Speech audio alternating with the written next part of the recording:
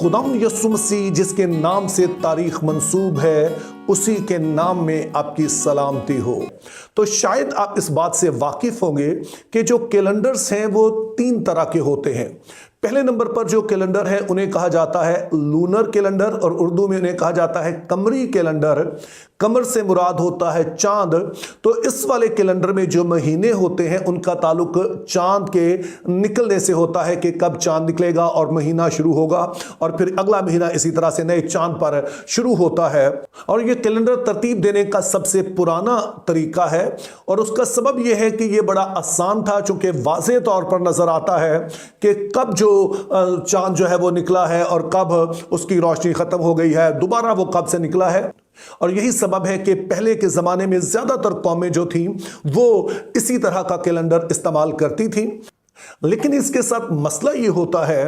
कि इसमें जो महीने होते हैं वो हर साल मखसूस अय्याम में नहीं आते हैं या फिर वो एक ही सीज़न में नहीं आते हैं। उसकी एक मिसाल जो है वो आप इस्लामी जो कैलेंडर है उससे ले सकते हैं। आपने इस बात को नोट किया होगा कि हमारे जो मुस्लिम दोस्त हैं वो रोज़े रखते हैं तो वो एक ही सीज़न में नहीं रखते हैं।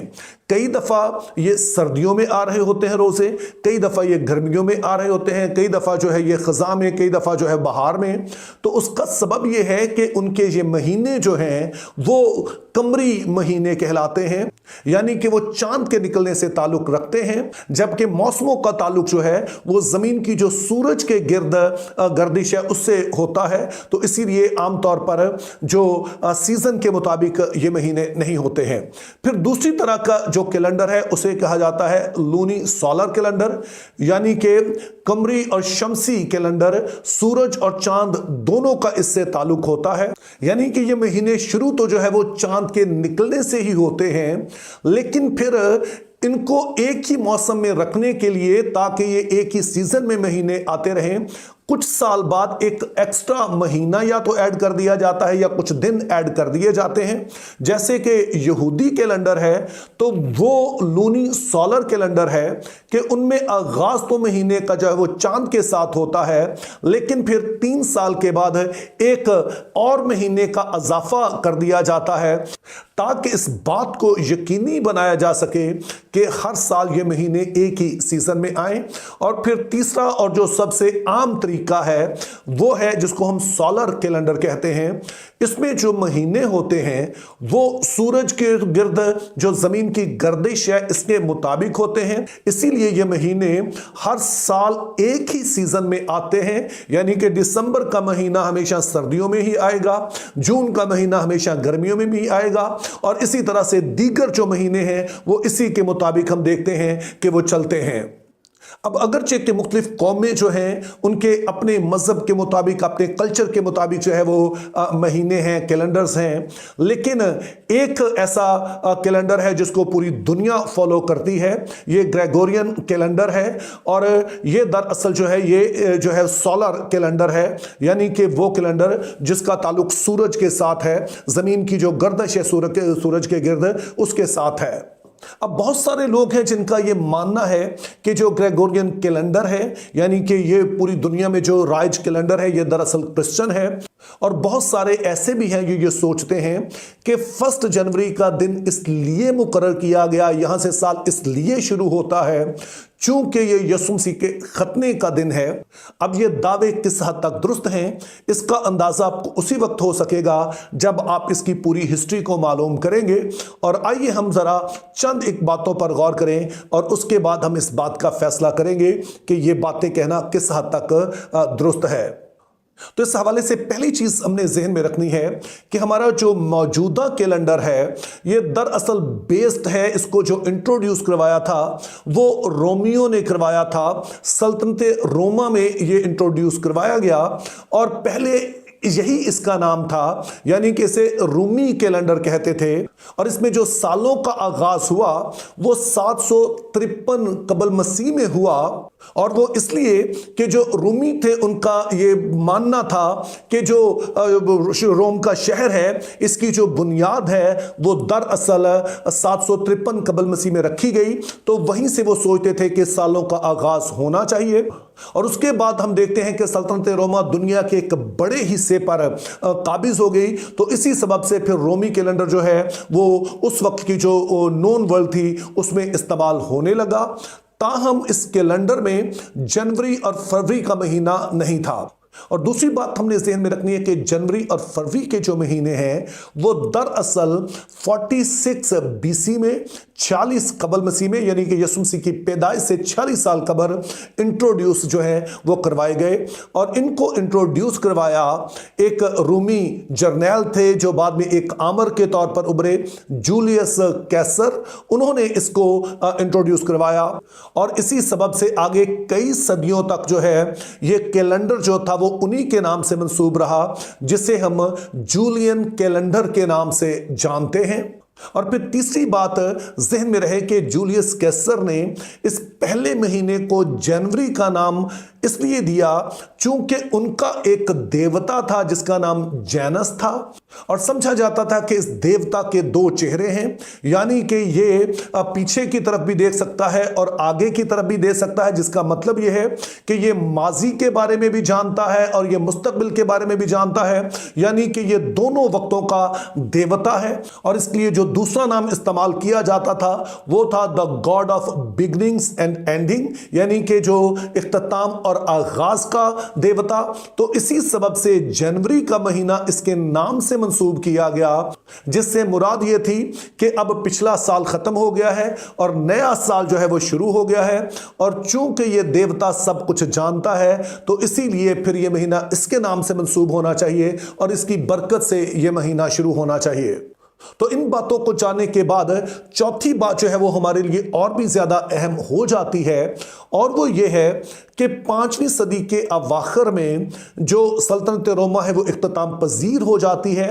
ताहम उस वक्त तक सल्तनत रोमा के अंडर जो अक्सर इलाके थे उनमें मसीह जो थी काफ़ी हद तक फैल चुकी थी, बहुत सारे लोग जो मसीही हो चुके थे।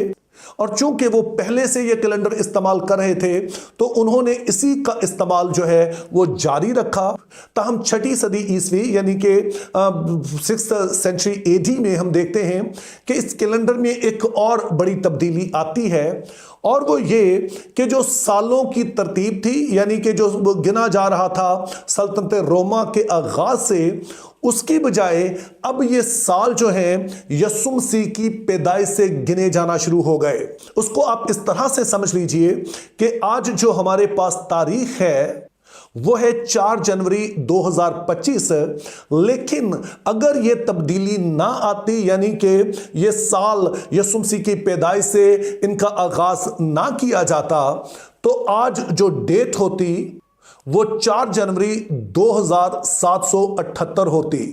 यानी कि हम 2025 ना मना रहे होते बल्कि हम 2778 मना रहे होते। लेकिन 6ठी सदी ईस्वी में चूंकि इस कैलेंडर में यह तब्दीली हो गई कि अब जो साल हैं वो यीशु मसीह की पैदाइश से गिने जाना शुरू हो गए।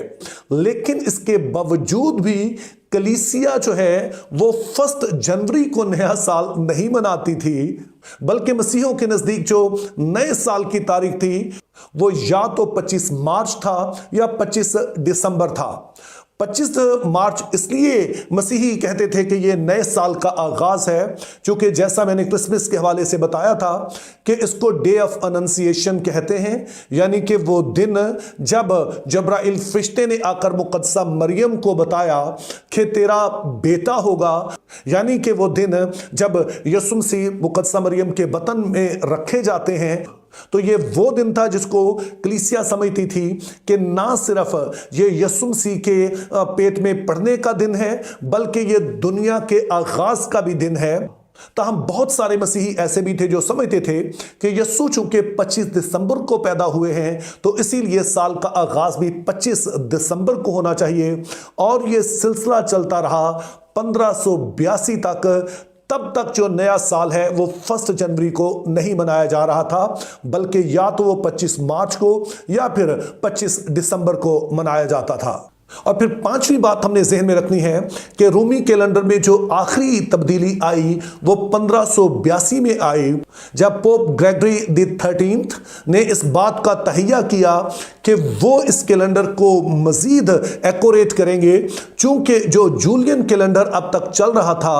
अगरचे कि वो बड़ी हद तक दुरुस्त था, लेकिन उसके बावजूद उसमें 10 दिन का जो फर्क आता था, जिससे सबसे बड़ा मसला जो ईस्टर की डेट है उसमें आ रहा था। यानी कि कलीसिया के लिए जो ईस्टर का जो त्यौहार है वो हमेशा से ही अहम रहा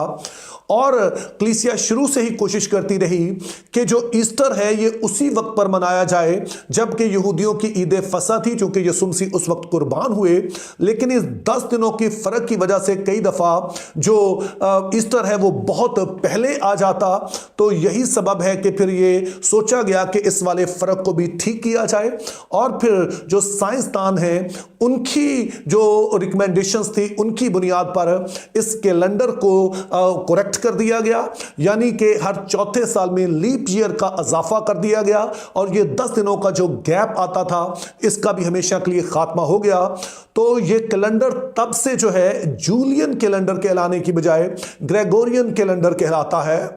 और दरअसल तभी से जो नया साल है वो 25 मार्च या 25 दिसंबर को मनाने की बजाय ये अब 1 जनवरी को मनाया जाता है।